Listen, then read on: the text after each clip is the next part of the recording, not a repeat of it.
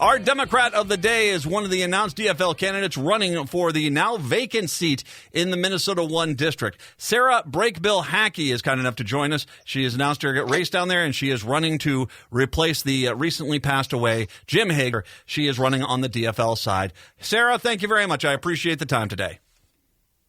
Yeah, thank you for having me. I'm excited to be here. Well, thank you. It's very nice to have you with us here. We've been interviewing a lot of the candidates down there. It's obviously a seat that the DFL's held many times here. I mean, recently with Governor Tim Walz when he was the Minnesota House race down there. Let's find out, first of all, though, about a little bit about you. Who exactly is Sarah Brakebill-Hacke? So I grew up in Rochester in CD1. I am the child of a lifelong opioid addict, who is my father. I spent many, many years in the foster care system. And as an adult at 30, I went back to school at RCTC as a non-traditional student after working in direct voter contact and running my own company for 8 years.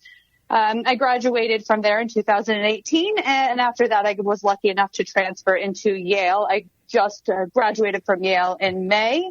I came back because this district is important to me. It's home. Yale, you say? I hear that's a tougher school to get into. Yeah, I was extremely lucky. Boy, was it a culture shock at first. It's always funny. When I went to Brown Tech, the broadcasting school here in town. Yeah, I mean, that was before I went to William Penn eventually, got my business degree, but I was at Brown. And so I'd meet with people and it's like, oh, I went to Yale. Where'd you go? Brown. I went to Brown. Yeah, we'll just call it that. All right. We'll just not say anything else. Cause I'll tell you what, you have to bring the credentials to get into Yale there. And congratulations. And by the way, congratulations on graduating. That is a major accomplishment. Well done. Thank you. But my heart is always with RCTC. I mean, they gave me a great foundation, and I think that state schools are amazing. So you're back here. You come back. Then what was it? What was it about the open seat being available? You said to yourself, you know what? I need to run. Well, let's wind the clock back to an autumn day in 2002. I was a foster kid, a street kid, and a Minnesota kid. I hopped on a bus in Rochester full of people heading to D.C. to protest Bush's invasion of Iraq. While one of my opponents was getting ready to go to work for Bush, another opponent was selling turkeys and moving up the corporate ladder, and yet another was living in Vegas. It turned out to be a day that left a lifelong impression on me. While I was on that bus, a plane carrying Senator Paul Wellstone crashed in Minnesota, ending his life. I was 15 years old, almost 16. I really didn't know much about politics other than I thought the war was barbaric and the system was corrupt. But what I saw that day was a bus full of people weeping, hugging, crying like they lost a loved one. And they did. What I came to realize that day is that progressive politics isn't about liberal, left-wing, radical, far-out ideas. It's about people-based policy that makes a difference in people's lives. It's not about business sense, practical, pragmatic, partisan. It's not about we need a moderate, a corporate type. He can bring in the money. Only way to win. This is the oldest trick in the book. They don't have the ideas. They don't have the people. So they tell you progressive policies can't. That's what they said about Hubert Humphrey. That's what they said about Eugene McCarthy. That's what they said about Walter Mondale. And of course, that's what they said about Wellstone. Historically, the greatest political figures the state has ever known. So I am in this race to bring the people-based policies to Washington. I think I am uniquely qualified to do this. It isn't about the money. It's about who can excite people to go out to the polls, who can make people believe that there's someone representing them who actually cares about them. And I think one more thing to note is when I was sitting and thinking about entering this race, I thought about my district and I thought about if we can wait another 10 to 12 years for someone to really represent us and hear the people and bring the needs of people to Washington. And I just believe it can't wait. People need a voice now. I'm very interested in hearing about when Wellstone passed away. I was over with my son over at the Minnesota History Museum. And we were in the parking lot I was in the parking lot looking down on St. Paul from over there. And I was like, yeah, I just remember that. And it did shake you because Wellstone was just the latest example of if and he knew how to sell it. He looked at people and said, no, this is not some sort of handout. This is to benefit you. And people understood. He was just a great leader and tremendous loss for the state. It still does break my heart. Same. Your district, this race is under this is one of the quirks of this entire election year, I think. The special election is under the old borders. If you win Yes. in the special election. The next election, which will happen in November, will be under the new borders here.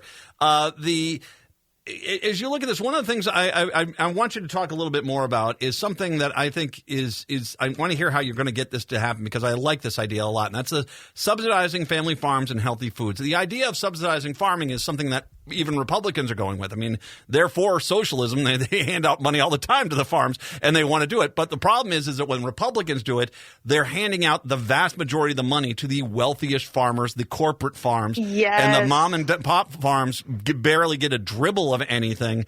And this is the reason why our farming industry is being crippled right now, is because unless you're a corporate farmer, the Republicans, who represent the vast majority of farmers in this country, do not care about you. Yes. So talk a little bit about how you're going to achieve that, making sure that the family farms are put first. So I think that it's very important. Most recently, especially in the last 50 years, we have gone from, family farms to people we've gone from family farms where people are not able to keep them to corporate farms because they just can't compete and aren't supported in the ways that they need to be supported. One thing that I researched a lot was how transient poverty impacts farmers, which then, of course, impacts consumers. So reestablishing the national grain and feed stores will help to stabilize those prices for both the consumer and the farmer. But also really making sure that when we allocate funding to support farms, that we are allocating that funding to the small and medium-sized family farms. I think that it also kind of goes into family farms are good stewards of the land. It isn't the small family farms that are really hurting our environment, and the small and medium-sized family farms. It's a big corporate farms that are really hurting our environment, and the foods that they're producing aren't healthy for the consumers, healthy for the environment, or healthy for maintaining small and medium-sized farms. So just really making sure that we direct that funding to the small and medium-sized family farms is a way to address that, and then reestablishing the national grain and feed stores to stabilize those crop prices.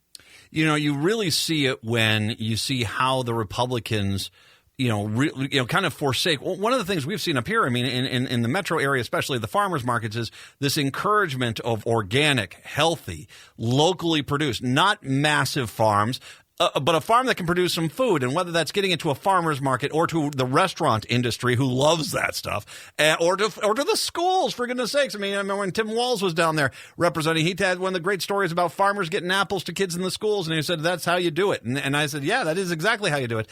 There is a lot of opportunities where we could encourage the local family farmer. It just is Republican policy is to they don't want you to pay attention to the fact that they ignore all that stuff. The local supplier, the local, making sure the local farmer market has the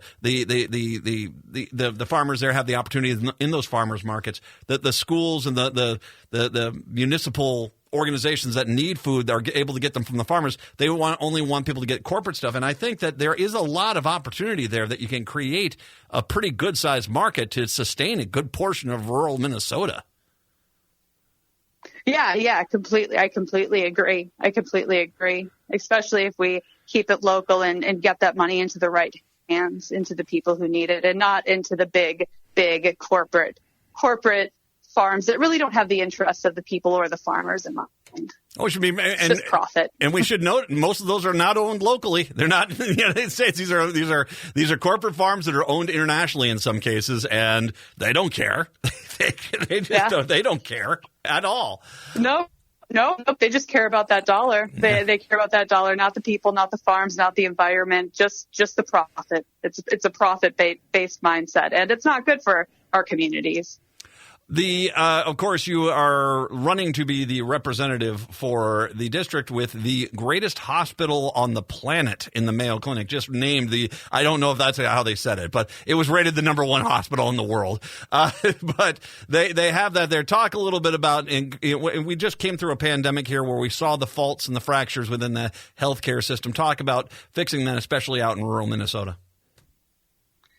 So I think that we really need to support hospitals that are outside and doctors' offices that are outside of the Mayo Clinic that are in rural areas. I think that it's really important, first of all, to fix our entire medical care system and the cost of that through things like Medicare for all, really making sure that everybody has caps on prescription drug prices, but also like how do we support smaller doctors' offices? One thing that I've heard a lot in this district is it's the best hospital and doctor's office in the world, like one of the best in the world. But there's also other doctors' offices, and so how do we kind of build more connections or support these offices in building more connections so that everybody, even in rural Minnesota in CD1, can really access high quality health care without worrying about just these exorbitant costs of accessing that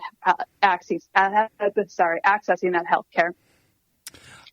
You had mentioned as well, if I can go back to one of the auxiliary businesses that having to do with the ag sector here, is we just had, of course, as the pandemic started, we heard about the horrific standards at our processing facilities. Now, these are major employers, and they're businesses that a lot of communities do need to have in there.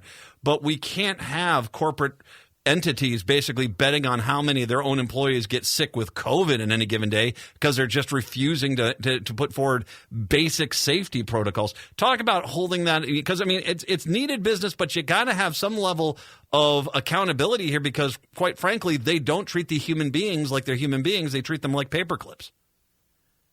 No, it's true. And I think one of the biggest things that I want to focus it on is I want to lift up the 44 million people out of poverty and provide them a path to success, to take care of our seniors who have given so much, to lift up workers, to get them a living wage, to honor our teachers and pay them what they deserve, to fight for clean air, clean water, and health care for every American. It is especially important now when we have 23% of all the money in the country stored in offshore tax havens by 735 people. Think of it. Over $2 trillion, not creating jobs, not helping people, not paying taxes. The difference between rich and poor has become so bad that we have to fix it. And we have to fix it like now. People are suffering, and it has really been brought to light since after the pandemic. The pandemic just really revealed a lot of things that just are working and has widened the inequity gap. And a lot of people aren't okay. Well, and I would agree with this. You get to the point where people have so much money they're having their own space race. I mean, that's a bad sign for our society, especially when we have people who are starving in the streets. You have people that can't afford college. You have people that basically can't afford their student loan debt. They can't get that are now bankrupt after 2 years of pandemic with medical debt. It's the fact that we have a handful of people having a space race, and we act like that's a good thing or something fun to watch. It's not. It's a sign of the broken system, and it needs to be fixed.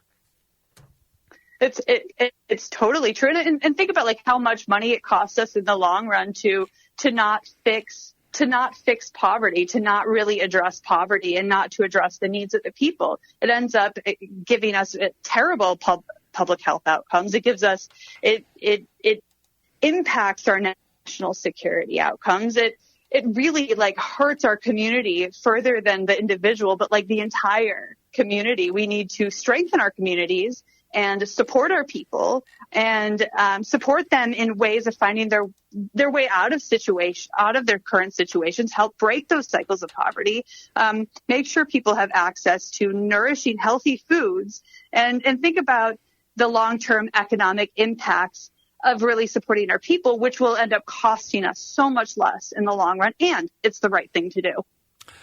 Once again, we have the special election for CD1 that's coming up here before too long here. If you'd like more information, this is the point where I tell you. I mean, if you're down in CD1, by all means, check out all the candidates. If you want more information on Sarah Brakebill-Hacke, what's the website they should head to here? So it's sarahbrakebillhacke.com. Oh, that's easy. Yep. That's Sarah with an H. And then Brakebill, and there's no hyphen in that, and then HACKE. So it's all one word. You can send us an email at votesarahbh. Again, that's Sarah with an H, BH @gmail.com. You can also call us at 507-517-5578. Again, the number is 507-517-5578. We need to mobilize everyone in CD1 to take back the seat in August and in November. And for anyone who's not in CD1 but is interested in this race and you want to find a candidate, by all means, you want to volunteer and donate, help out Sarah, sarahbrakebillhacke.com. I'll link to everything a little bit later on.